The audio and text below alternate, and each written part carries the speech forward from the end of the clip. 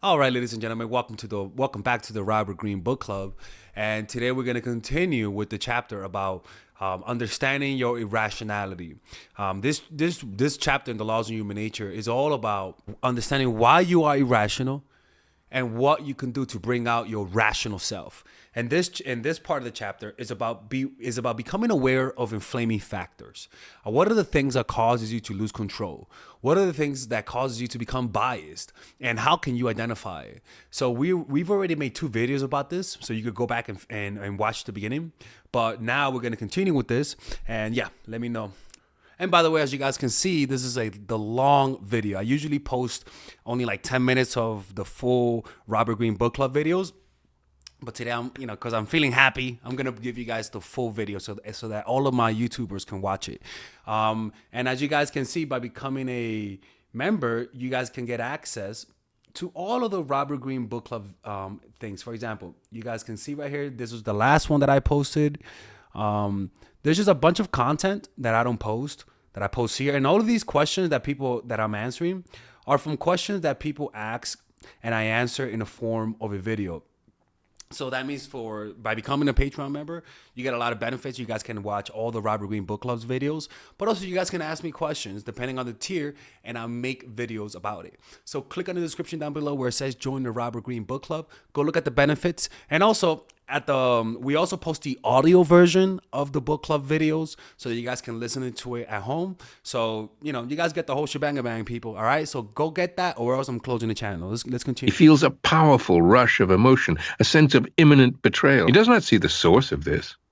It is beyond his control.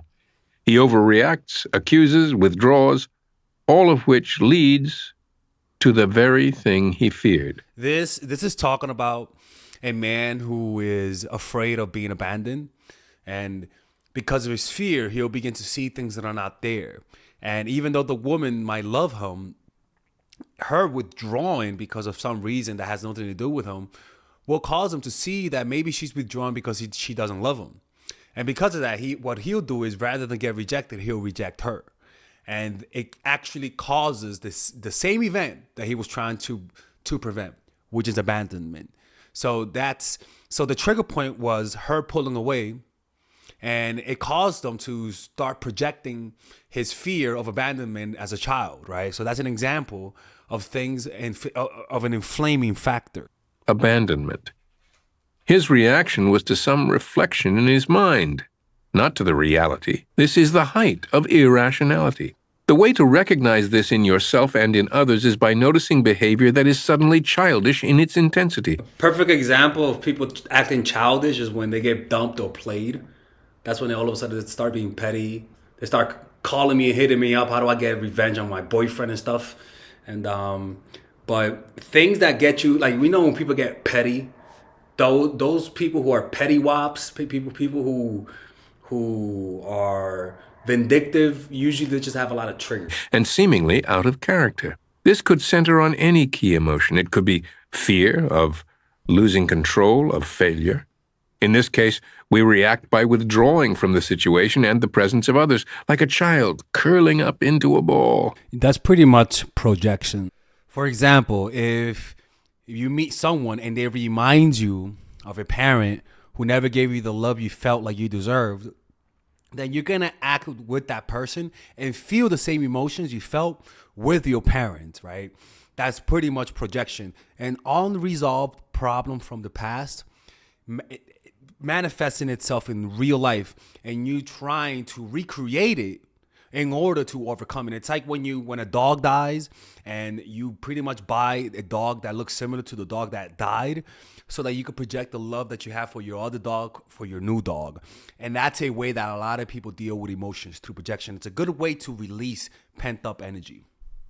It could be love, desperately searching to recreate a close parental or sibling relationship in the present, triggered by someone who vaguely reminds us of the lost paradise. Or even that's why people have types, right? Don't you notice why people keep dating a similar looking person?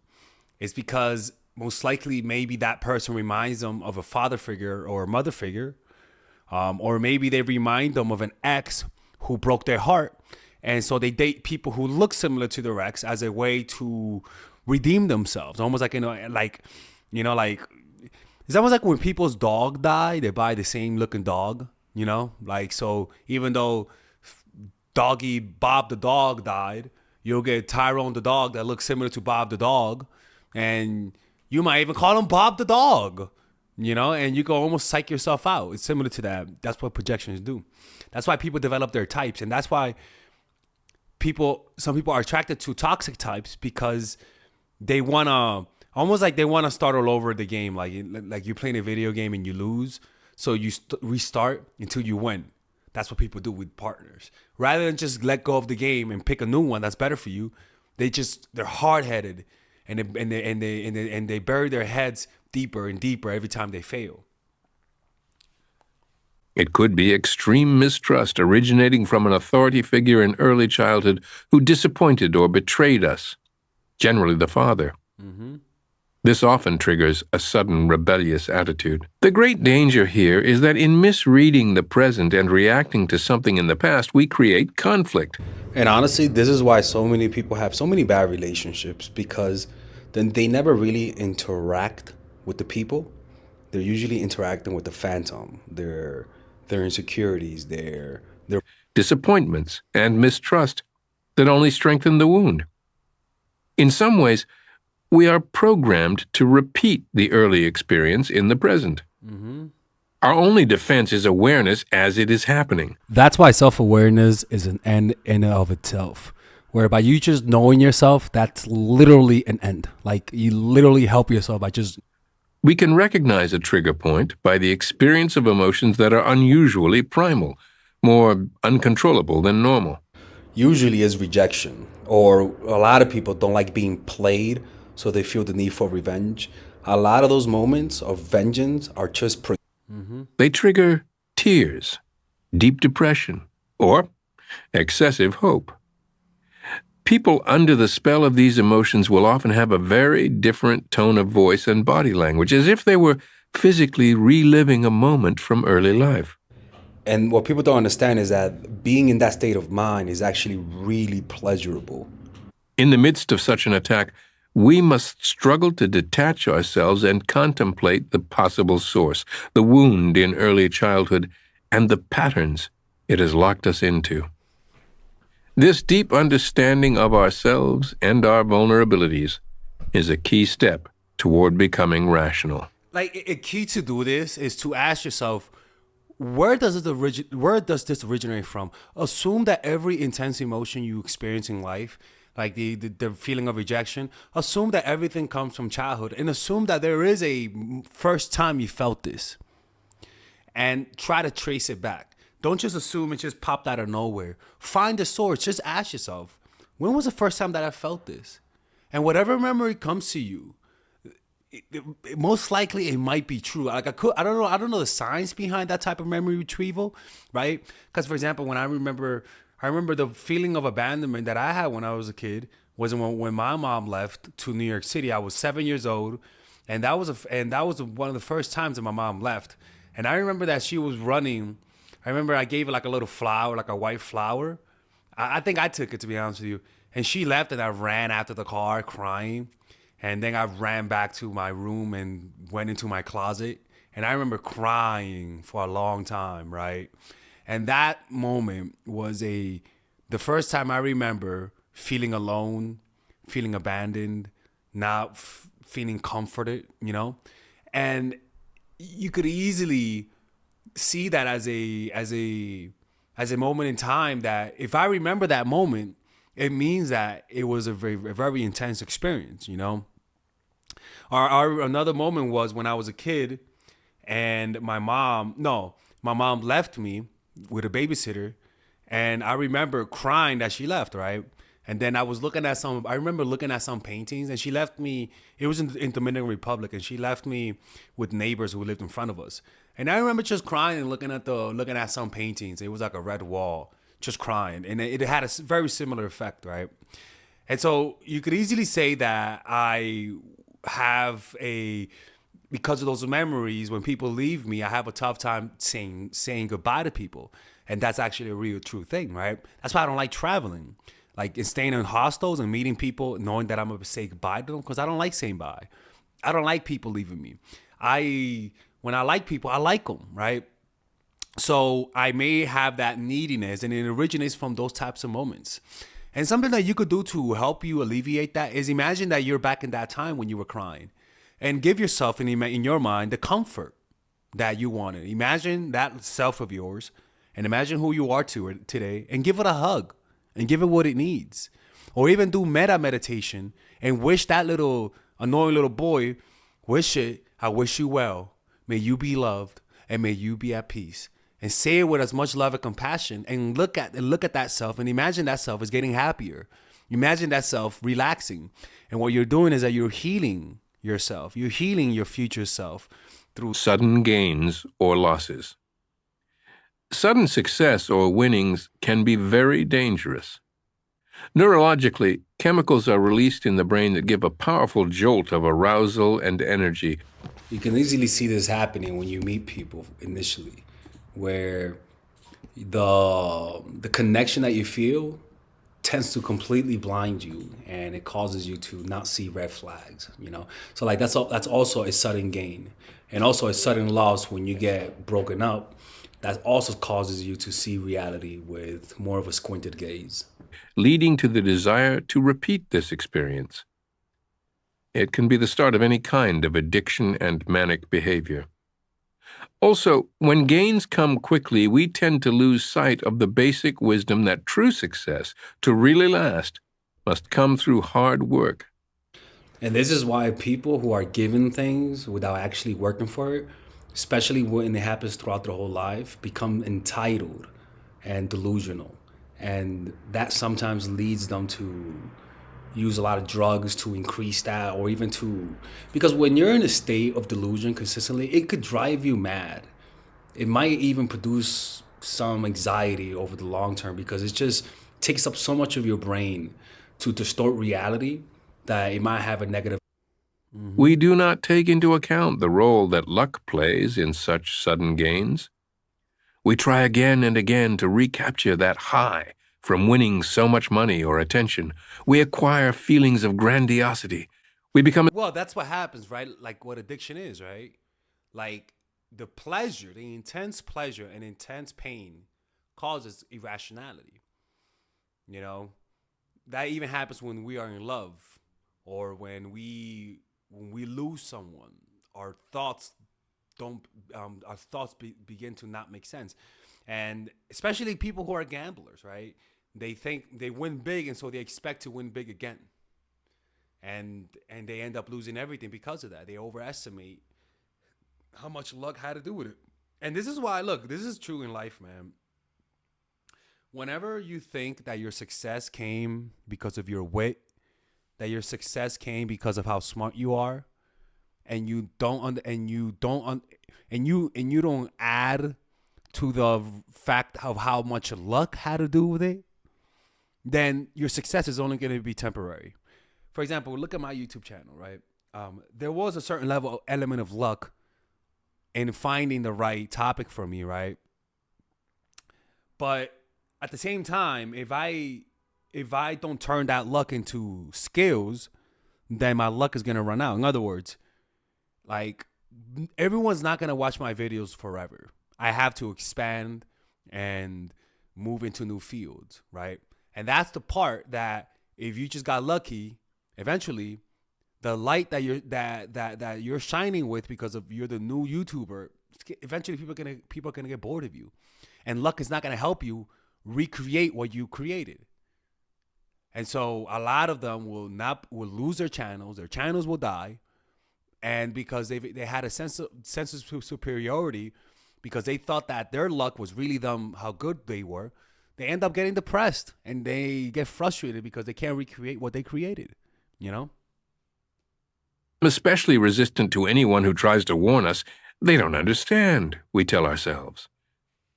Because this cannot be sustained, we experience an inevitable fall, which is all the more painful, leading to the depression part of the cycle.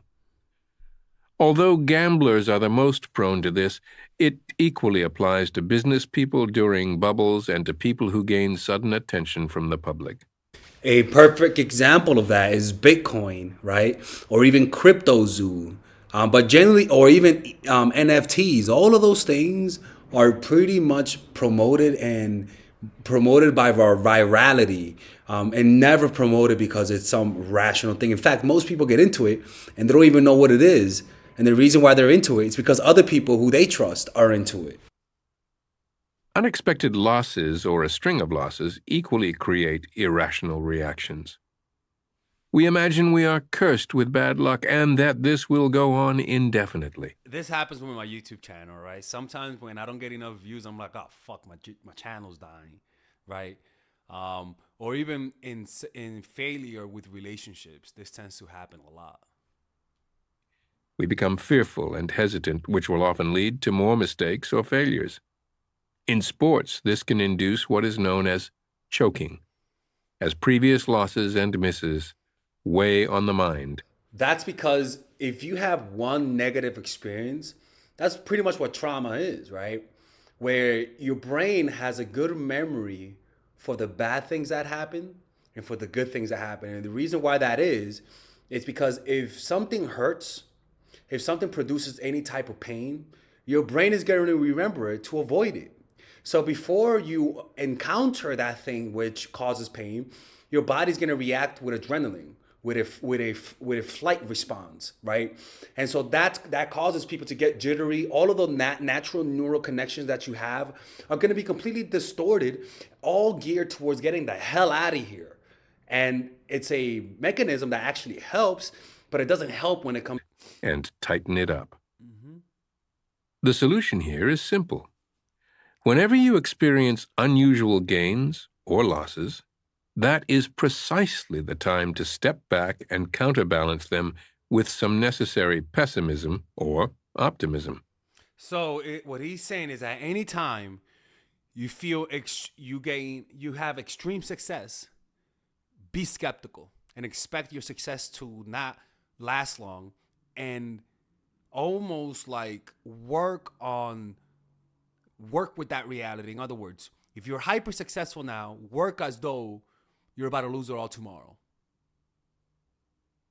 If you're failing continuously, learn from your mistakes, but also go in the opposite direction and imagine that this is just the good part of the story. Like I remember when I was younger and I was failing, I always saw my failures as, man, this is going to be a good chapter in my book. That's what I saw it as. I was like, oh, this is going to be a good chapter. Or I would read the biography of people who failed a lot when they were young and succeeded. That's why I relate with Robert Greene so much, because he became successful, quote unquote, by in his late 30s, right? So that's one thing that you could do is just read the biographies of people who are in a similar situation to you who succeeded and see what they did differently so that you could counterbalance it. Be extra wary of sudden success and attention. They are not built on anything that lasts, and they have an addictive pull. Hey man, I'll say this with my channel. My channel may not grow exponentially like a lot of channels do, but my channel, especially here, has been growing consistently. Not as fast as I wanted, but one, is growing. Two, it's helped people. People who watch my channel, it's very like I like to think that if you watch my videos and you actually do what they say, you something in you will change, and I'm proud of that. You know, and it sucks. It's not as fast as I wanted to, but look at the bright side. You have people who consistently watch you, and it actually helps. And yes, the problem with helping people too well is that they don't need you. That's the issue. You know, if I do my job really well, you guys are not going to need me. But eventually, I'm hoping that will yield some results, maybe karma, you know? Because one of the laws of power is keep people dependent on you. And clearly I don't do that. Because I understand that by me making you guys depend on me, I'm stripping you of your powers, but giving you the illusion that I'm helping you at the same time. And I'll be honest with you, I haven't like I might seem from the way my videos are, I might seem like a crazy immoral person. But the truth is, I have standards, and my standards is to not cheat you guys of content, not lie to you guys, not scam you guys, and if I am, and if and above all, value giving you actual results over entertainment. And that's something that a lot of people just don't value. And I understand why. There's no money in it. But for me, the reward is seeing people change, is walking down the street and seeing a follower and them tell me how much my videos changed their lives. That to me is the most pleasurable thing ever, to be honest with you.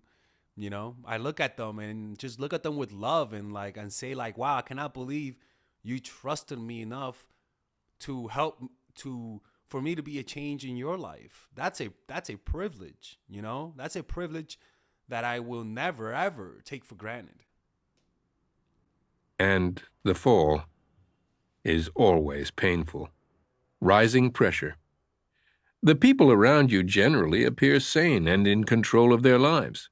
But put any of them in stressful circumstances with the pressure rising, and you will see a different reality. Like LeBron James on the free throw line, or any athlete who is in clutch situations, the better ones usually crumble, and people would judge them based on how they performed when there was pressure situation. The cool mask of self-control comes off. They suddenly lash out in anger, reveal a paranoid streak, and become hypersensitive and often petty. Under stress or any threat, the most primitive parts of the brain are aroused and engaged, overwhelming people's reasoning powers. They They call that when the brain does that, it's like the reptilian brain hijacking your prefrontal cortex. Like when something fearful happens, you tend to stop thinking, but now you focus on the situation. But you stop thinking because your reptilian brain is taking over your thinking brain. So you stop thinking, but you become more focused, And that's In fact, stress or tension can reveal flaws in people that they have carefully concealed from view. It is often wise to observe people in such moments, precisely as a way to judge their true character. never let a crisis go to. Whenever you notice rising That is so true. Like in sports, you can see what a player is made of when there's pressure. You can see what a person is made of when they're behind the ball, when they're attacked, when they feel on the defensive, when everyone is against them and trying to force them to change their opinion. When things are due, do they recoil or do they fight back, right? And even with yourself, notice what happens when there's pressure. Look, I'll be honest with you, I've crumbled under pressure. People, there's no shame with crumbling under pressure. It takes you a while to actually not crumble under the same pressure consistently. It does take you a while. For example, notice, I remember when I was first started doing meditation and I would miss my flight.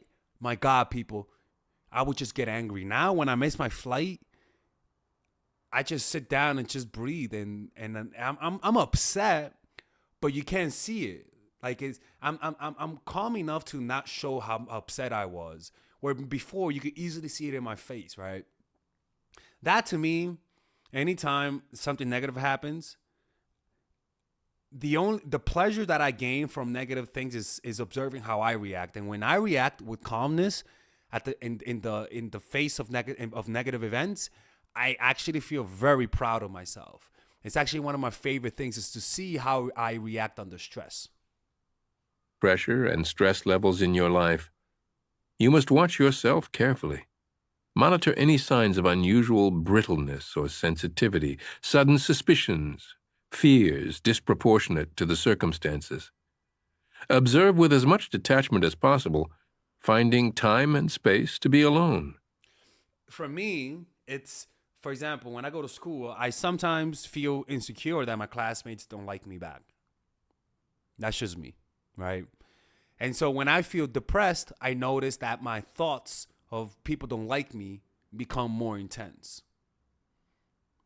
So clearly, when I feel like the world is against me, there's an insecurity in me about being liked by people. And so I then look around in my other parts of my life and notice how is this pattern, does this pattern manifest itself in different ways? And that's how you get to know yourself. You get to know yourself not by looking at your thoughts, but by observing your reactions and seeing how, where does this reaction come from, and where do you see that same reaction in other scenarios, but disguising itself because it's another scenario. Like anger. If you're angry, then you might show that same anger when you're watching sports. You might also show that same anger when the TV doesn't work. And so you try to see, where does this emotion keep coming from? Where does it show? Where does it manifest itself? And also, where doesn't it manifest itself? Who does it? Who provokes it? And who else doesn't? And when was the first time that I felt this? People, there is a power, there is an end in just knowing this. When you just have an awareness of this, there also comes an ability to actually control it. It's kind of creepy, not creepy, but it's one of the only things in life where just knowing it is a benefit. You know. You need perspective. Never imagine that you are someone who can withstand rising stress without emotional leakage. It is not possible. So what the brain does is that it makes you think it's possible, so that then you don't inquire. When you think you're rational, you don't inquire. And the key to overcoming the irrationality is to inquire whether or not you are rational.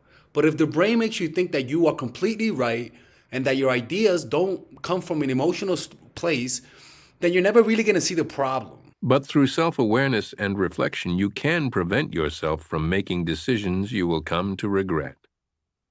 Inflaming individuals. Oh, this is big. There are people in the world who by their nature tend to trigger powerful emotions in almost everyone they encounter. These emotions range among the extremes of love, hatred, confidence, and mistrust. These people a lot of times end up being the celebrities of our time. These people tend to become famous, and that's why a lot of the most famous people are pretty toxic, because, well, I'm not famous, so thank God, because they tend. Some examples in history would include King David in the Bible, Alcibiades in ancient Athens, Julius Caesar in ancient Rome, Georges Danton during the French Revolution, and Bill Clinton. These types have a degree of charisma. That's why there are two types of charisma. Charisma that makes people love you, and charisma that makes people hate you. And unfortunately, the most powerful types of charisma is usually the type of charisma that creates hate.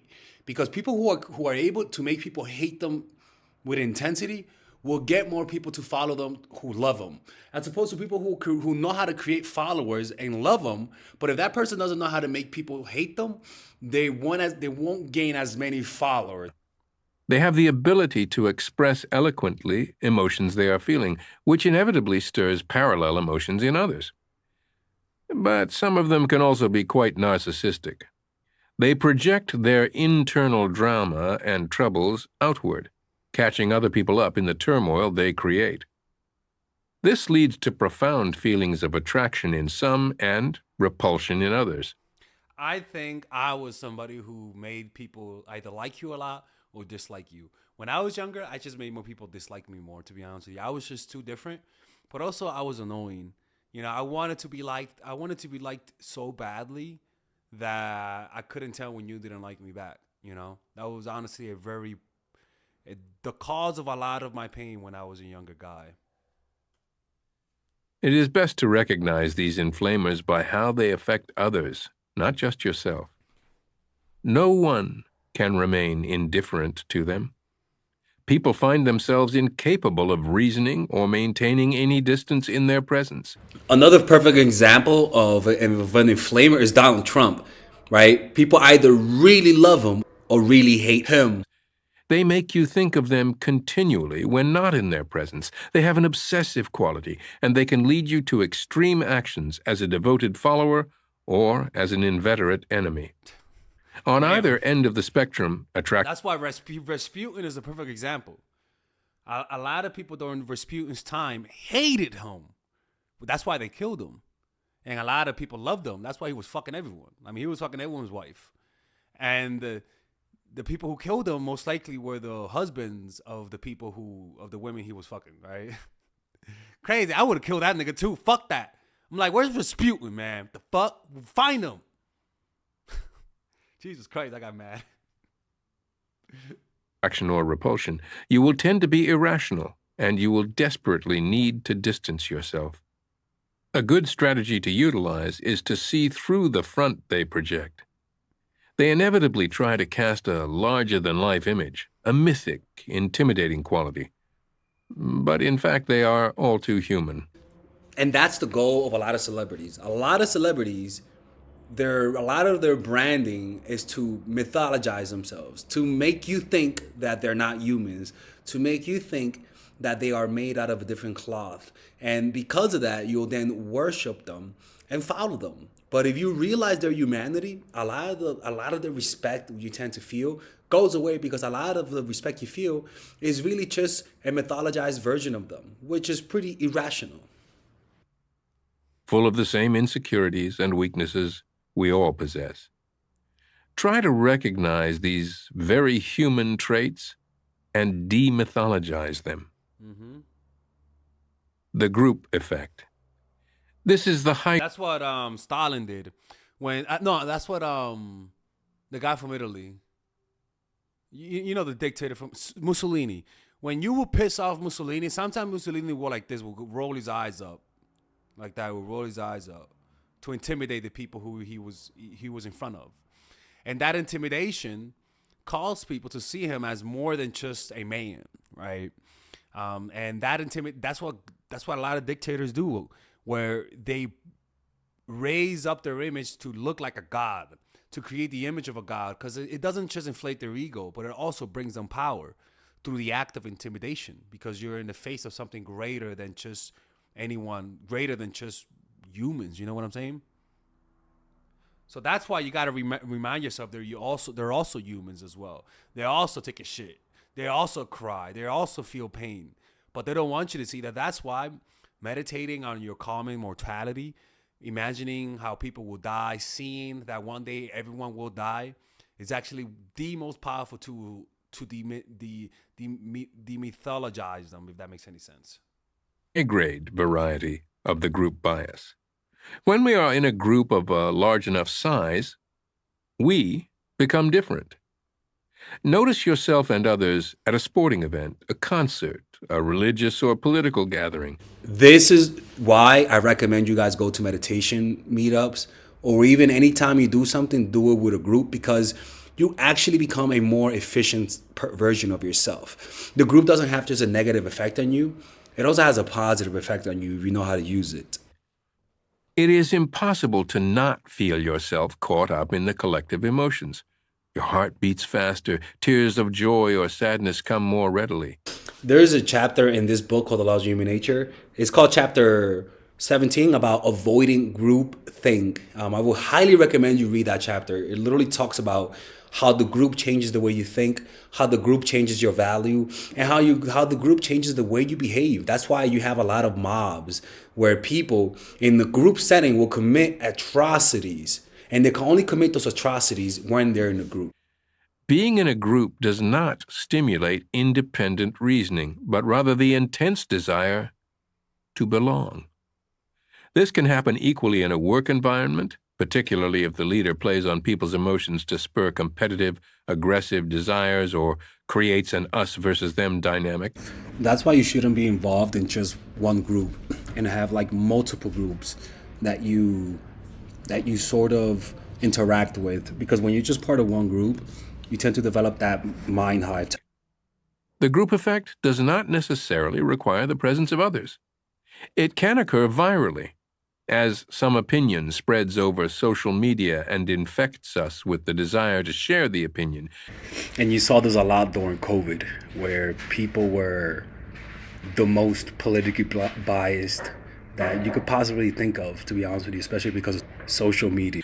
Generally of a strong variety, such as outrage. Well, look at what's going on today. The world is so black and white now. You're either with us or not. There's no space. And if you engage in those types of conversations, you're going to lose yourself in it. There's a lot of wars going on. And with these wars come an extreme sense of bias.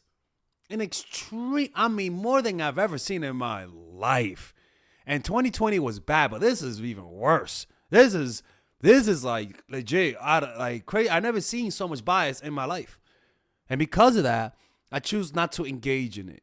Because by me trying to trying to tamper down the bias and trying to say, hey, people, both you guys are, all three or four or five of you guys are thinking crazy. They're gonna pull me in. So sometimes it's best to not even engage. But nowadays, you might think, oh, wow, humans have transcended. We're so great. We're so amazing. But look how animalistic, how tribal we are. You know, our transcendence from primal apes will not be complete. Will not be like technology is not a sign of how much how we're transcending.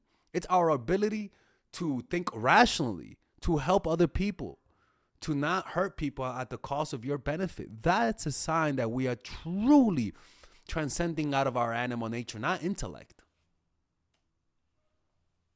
There is an exhilarating, positive aspect to the stimulation of group emotions.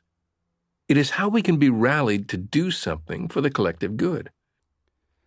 And also, that's how people get dragged into doing atrocities, where the nicest person that you might know might be willing to do completely atrocious things, all in a group setting.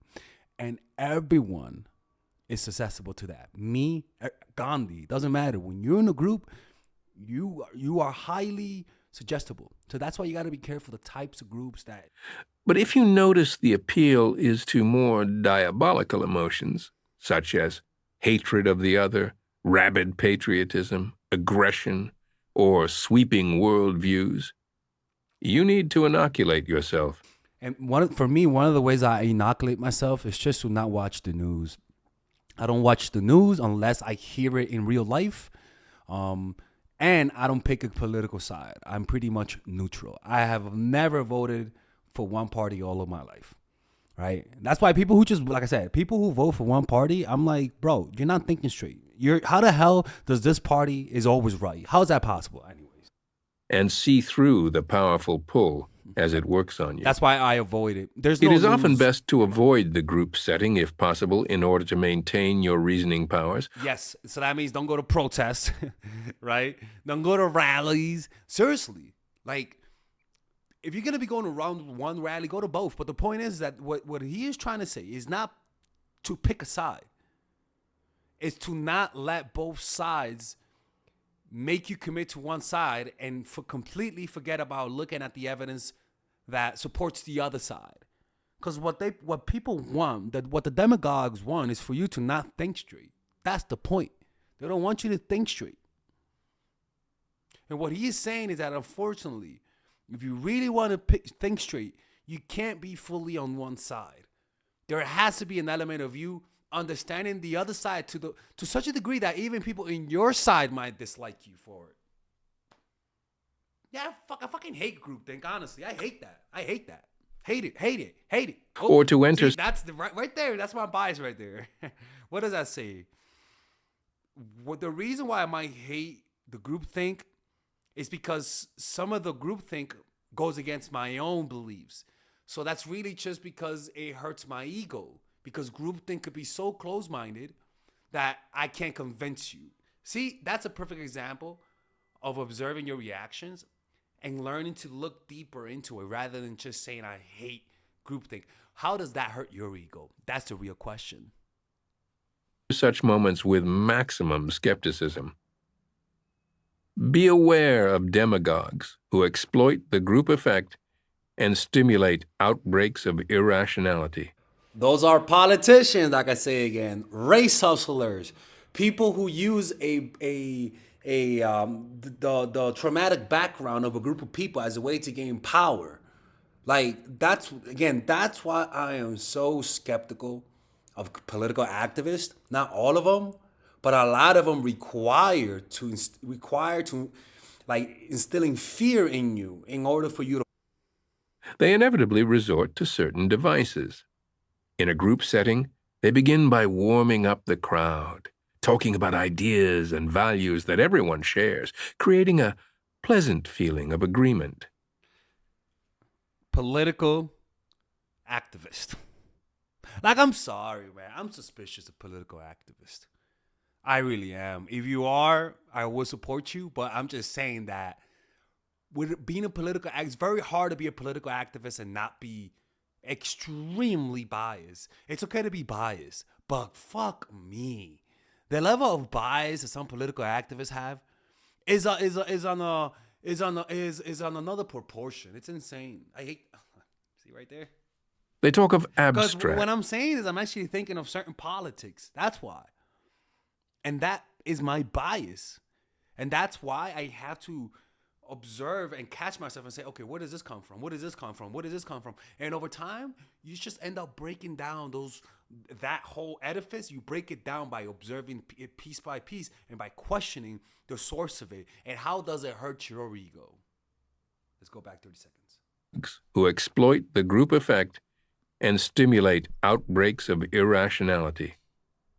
They inevitably resort to certain devices.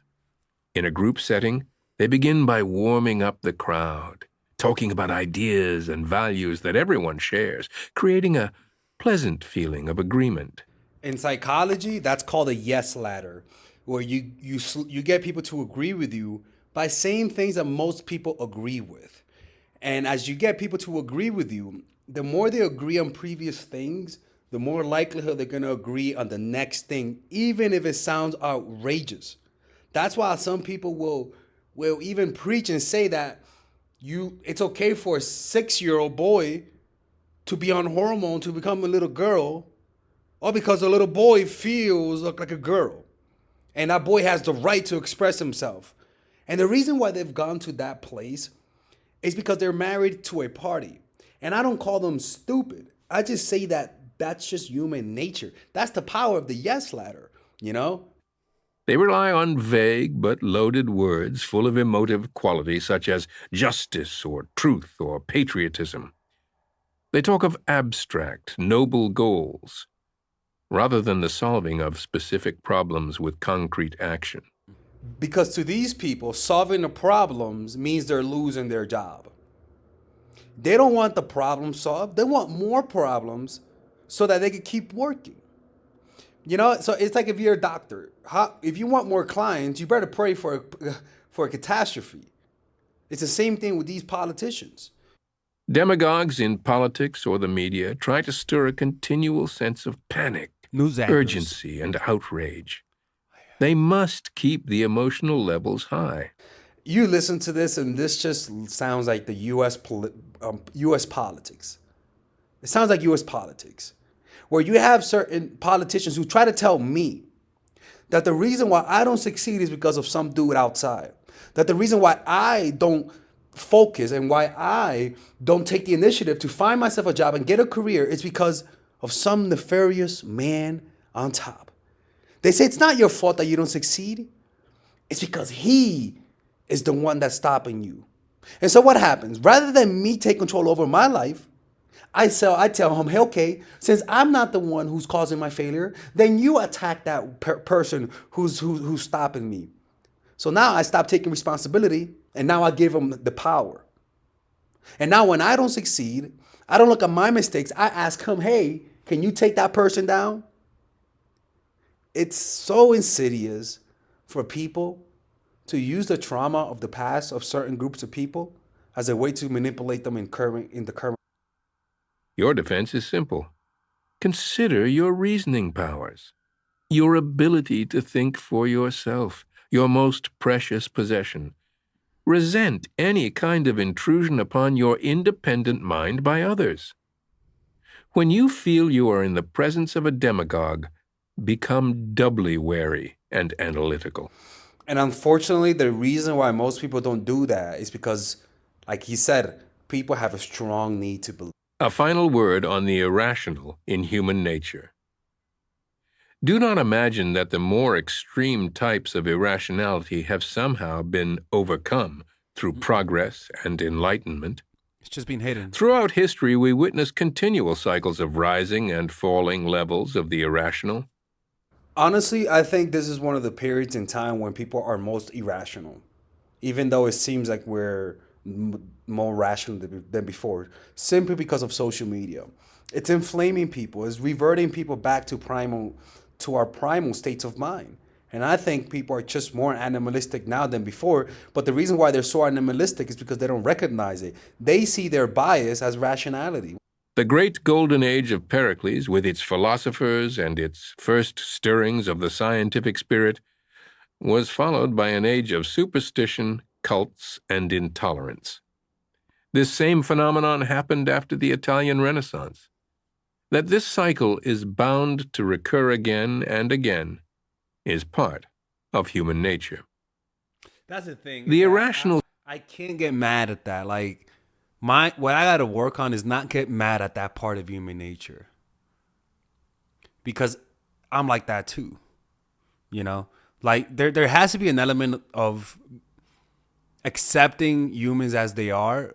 It's not that you like accept their beliefs or condone what they do, but that you want to get to the point where you understand that's part of human nature and there's no anger behind it.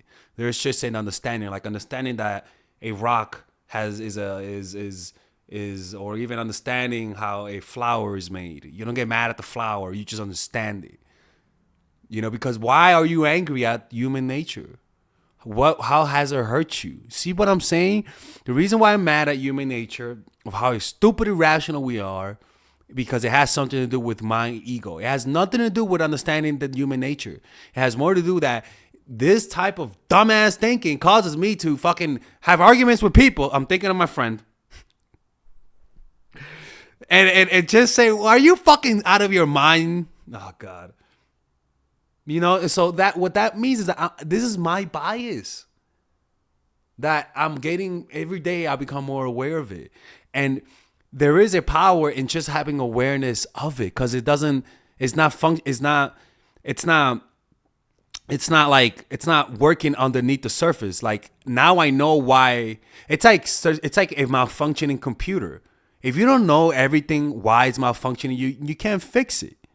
You know, you got to know why you think the way you do in order to fix it, in order to improve. If your goal is to really be rational, you got to know all of these little things.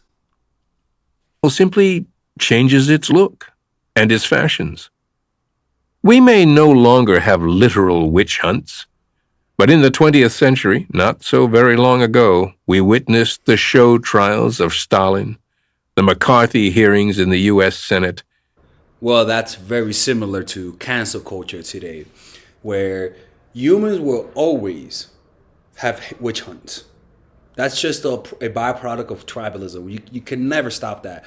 The point is that for you to observe the witch hunt and not let yourself be dragged by groupthink. And the mass persecutions during the Chinese Cultural Revolution. Various cults are continually being generated, including cults of personality and the fetishizing of celebrities. Technology now inspires religious fervor. People have a desperate need to believe in something, and they will find it anywhere. And now, most cults are not in person. Most cults are online, and usually political groups. Political groups are legit cults, people. That's why you gotta be careful with political groups that you follow, and where you only vote for one political group. You gotta be careful, because that's cult-like, and that erodes your ability to think critically. Polls have revealed that increasing numbers of people believe in ghosts. Well, now it's not just ghost. Now the opposite of religion is liberalism. And now the God of today and the spirits of today are, I could be a woman. A man could get pregnant. All of that shit. Do you think that's really science? No, it's not. That's an ideology. Just like people believing that angels exist. I'm not shitting on your religion, by the way. I'm just saying, I'm just showing you how you see that people might not be religious now, but they're still doing the same mental gymnastics, but in a different way. Why? Because humans, there's a pleasure in irrationality. There is a pleasure in believing in things that you don't see. I don't know why, but there is a pleasure behind it. Hey, look, man, I'll be honest with you, I don't give a fuck about that. You know, but it is ridiculous, that whole, that I could get pregnant. Are you fucking serious? Anyways. Spirits and angels in the 21st century. As long as there are humans, the irrational will find its voices and means of spreading. And what makes it so difficult is that the irrational is always dressed and masquerading as rationality. And that's why it's so insidious. Rationality is something to be acquired by individuals, not by mass movements or technological progress. Yep. Feeling superior and beyond it is a sure sign that the irrational is at work. Step 3. All right, people, we're going to leave it there. Hopefully, in the next one, we can finish it. I hope you guys enjoyed this. By the way, let me know, how do you guys like this? Do you guys want me to keep, do I pause too much? What should I do? What is it that you guys watch? If you guys watch this, what do you guys like and you don't like? Let me know in the comments down below.